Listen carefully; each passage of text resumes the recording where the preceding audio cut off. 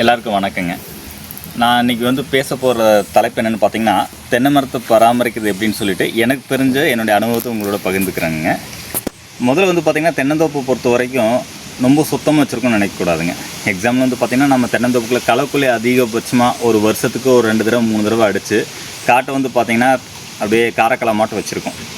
அதனால் என்ன ஆகுன்னா, பிற்காலத்தில் பார்த்திங்கன்னா அதோடய தாக்குதல் பார்த்திங்கன்னா மரத்தில் குருமை உதறதுலுங்க, மட்டை பழுக்கிறது, மறுபடியும் இந்த வெள்ளைப்பூச்சி தாக்குதல் ரொம்ப அதிகமாக இருக்குங்க தென்னை மரத்தை பொறுத்த வரைக்கும்.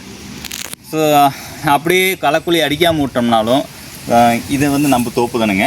இதில் பார்த்திங்கன்னா இந்த 4-5 வருஷமாக பார்த்திங்கன்னா இதுக்குள்ளே எந்த ஒரு களைக்குள்ளியும் நான் யூஸ் பண்ணலைங்க. இதில் என்ன ஒரு ட்ராபேக் நான் ஃபேஸ் பண்ணேன்னா, இந்த கோயம்புத்தூர் பூடுன்னு சொல்லிட்டு இந்த வெள்ளைப்பூடு அதிகமாக வந்ததுங்க. ஸோ இதுக்கு ஒரு 2 தடவை என்ன பண்ணேன்னா, வெறும் உப்புக்கள் கரைசலும் கல்லுப்பும் ஒரு கேனுக்கு ஒரு பாக்கெட் கல்லுப்பு 2 எலுமிச்சம்பழம் கலந்து அரைச்சிடுங்க. இந்த வெள்ளைப்பூடு பார்த்திங்கன்னா கோயம்புத்தூர் பூடெல்லாம் அப்படியே மடிஞ்சிருச்சுங்க. அடுத்து இந்த அருகம்பில் மித்த செடியெல்லாம் இருக்குங்க. இதை ரெகுலராக மாட்டை கட்டி ஒரு தோட்டத்துக்கு பார்த்திங்கன்னா ஒரு 2 மாடு இருந்தால் போதுங்க. ஒரு ஏக்கராக்கு நீட்டாக சாப்பிட்ருங்க, ஒரு களை இல்லாமல் சாப்பிட்ரும். முடிஞ்சால் உங்களுக்கு வசதி வாய்ப்பு இருந்தால் சுற்றி கம்பி வெளியே போட்டுவிட்டு ஆட்டுக்குட்டி வாங்கி உள்ளே வளர்த்திங்கனாலும் 2 in 1 ஆகுங்க. தென்னை மரத்துக்கு நல்லா உரமும் கிடைக்கும். இன்னொரு விதத்தில் பார்த்திங்கன்னா, அது ஆட்டாம்புழுக்கோட இது பார்த்திங்கன்னா உங்களுக்கு மண்ணுக்கு மண் பராமரிப்பு நல்லாயிருக்கும். உங்களுக்கு ஆட்டுடைய மூலம் வருமானம் நல்லா ஈடு கிடைக்குங்க. தென்னை மரத்துலேயும் தேங்காய் நல்லா இருக்குங்க. ஸோ களைகள் கண்ட்ரோல் பண்ணுறதுக்கு இயற்கையான முறையில் அப்படி பயன்படுத்தலாங்க.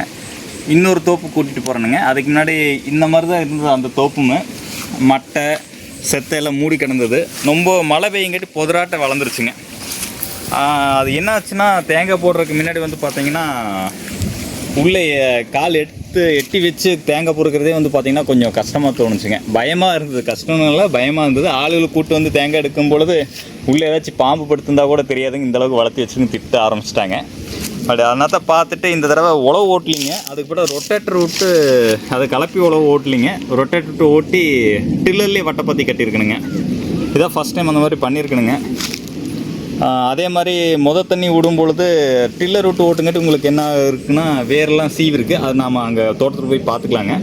ஸோ இந்த களைகள் மூடி இருந்தால் முடிஞ்சளவுக்கு களைக்குள்ளே அடிக்கிறத தவிர்த்துட்டு ரொட்டேட்டரில் மேல் மண்ணை மட்டும் மடிச்சு விட்டுட்டு வட்டைப்பாத்தி கொஞ்சம் அகலமாக போட்டு பண்ணுறதை பற்றி இன்றைக்கி நான் ஷேர் பண்ண விரும்புகிறேங்க. வாங்க நம்ம தோட்டத்துக்கு போகலாங்க. நன்றிங்க.